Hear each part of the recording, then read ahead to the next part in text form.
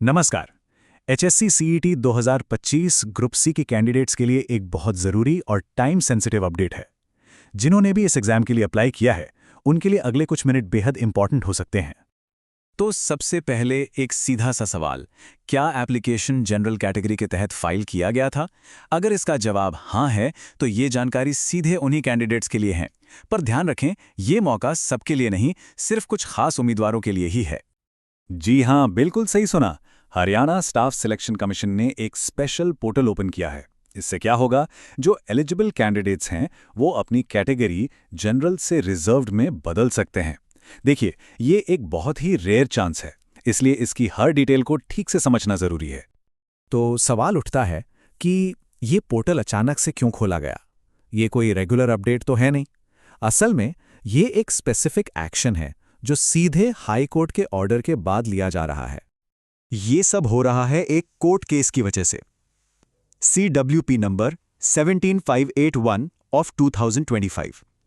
इसका सीधा सा मतलब ये है कि ये प्रोसेस पूरी तरह से ऑफिशियल है और लीगली मैंडेटेड है। इससे इसकी इंपॉर्टेंस और भी बढ़ जाती है। चलिए, अब आते हैं सबसे क्रिटिकल पॉइंट पर। आखिर इस कैटेगरी अपडेट के लिए एलिजिबल कौन है? इसमें गलती की कोई गुंजाइश नहीं है, इसलिए जरा ध्यान से समझिएगा। देखिए, 3 नियम हैं और ये बिल्कुल पक्के हैं। इनमें कोई बदलाव नहीं हो सकता। पहला, एप्लीकेशन जनरल कैटेगरी में होना चाहिए। दूसरा, कैंडिडेट हरियाणा का डोमिसाइल हो।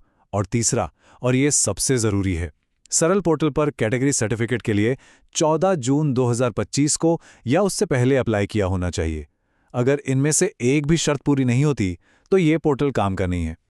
और अगर कोई इन कंडीशंस को पूरा नहीं करता, तो पोर्टल पर उन्हें साफ साफ ये मैसेज दिख जाएगा, ये सिस्टम में ही सेट है, मतलब कोई एक्सेप्शन नहीं है। इससे आप अंदाज़ा लगा सकते हैं कि ये नियम कितने स्ट्रिक्ट हैं। तो अगर एलिजिबिलिटी मैच हो जाती है, तो जनरल कैटेगरी से इन कैटेगरीज में अपडेट किया जा सकता है। डिप्राइव्ड शेड्यूल्ड कास्ट यानी डीएससी, अदर शेड्यूल्ड कास्ट यानी ओएससी, बैकवर्ड क्लास ए यानी बीसीए, बैकवर्ड क्लास बी यानी बीसीबी, या फिर इकोनॉमिकली वीकर सेक्शन ईडब्ल्यूएस। बस एक बात का ध्यान रखें, जिस भी कैटेगरी को चुने उसका वैलिड सर्टिफिकेट होना जरूरी है। ठीक है, तो एलिजिबिलिटी चेक हो गई। अब आगे बढ़ते हैं और देखते हैं कि ये करना कैसे है। पूरा प्रोसेस स्टेप बाय स्टेप समझते हैं ताकि कोई गलती ना हो। पूरा प्रोसेस टोटल 6 आसान स्टेप्स में है। सबसे पहले पोर्टल पर अपने रजिस्टर्ड मोबाइल नंबर और पासवर्ड से लॉगिन करना है।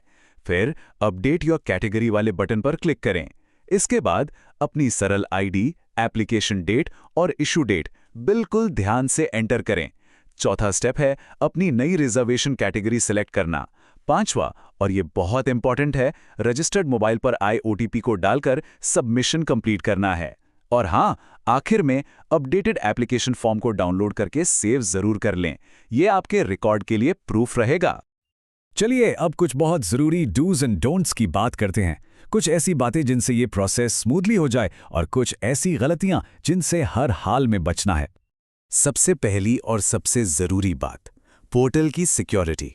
सिर्फ और सिर्फ ऑफिशियल HSSC पोर्टल का इस्तेमाल करें, जो है oneTimeRegistration.haryana.gov.in। इधर उधर से मिले किसी भी लिंक या थर्ड पार्टी साइट पर बिल्कुल भरोसा ना करें। और हाँ, याद रखिएगा, इस काम के लिए कोई फीस नहीं लग रही है। दूसरी चीज है डेटा एक्यूरेसी।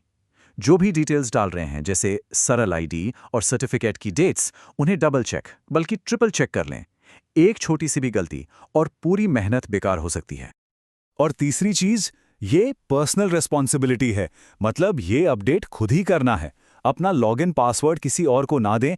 ओटीपी आपके अपने रजिस्टर्ड मोबाइल नंबर पर आएगा, इसलिए किसी और का कॉन्टैक्ट डिटेल यूज करने की गलती बिल्कुल ना करें। ओके, तो प्रोसेस पूरा होने के बाद क्या करना है? और अगर मान लीजिए कोई प्रॉब्लम आ जाती है, तो हेल्प कहां से मिलेगी? चलिए, ये भी देख लेते हैं। जब आपका अपडेट आखिर में सफल हो जाएगा, तो पोर्टल पर एक कंफर्मेशन मैसेज आएगा, your category has been updated successfully. जब तक ये मैसेज ना दिखे, ये मत सोचना कि काम हो गया है। और जैसा पहले कहा था, इसके बाद अपडेटेड फॉर्म डाउनलोड करना बिल्कुल ना भूलें।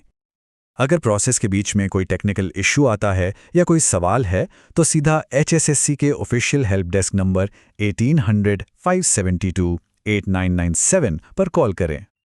लेकिन हाँ, एक चीज का ध्यान रखिएगा, ये हेल्प डेस्क सुबह 9 बजे से शाम 5 बजे तक ही काम करती है, तो अगर कॉल करना है तो इसी टाइम के बीच में करें।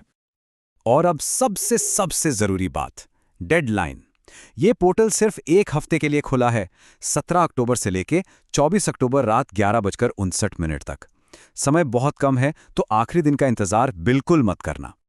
HSSC ने अपने ऑफिशियल नोटिस में साफ लिखा है, no further extension shall be granted under any circumstances.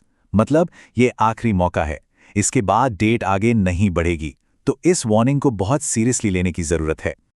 तो आखिरी सवाल बस यही है, क्या एलिजिबिलिटी चेक हो गई है? क्या सारे डॉक्यूमेंट्स और डिटेल्स तैयार हैं?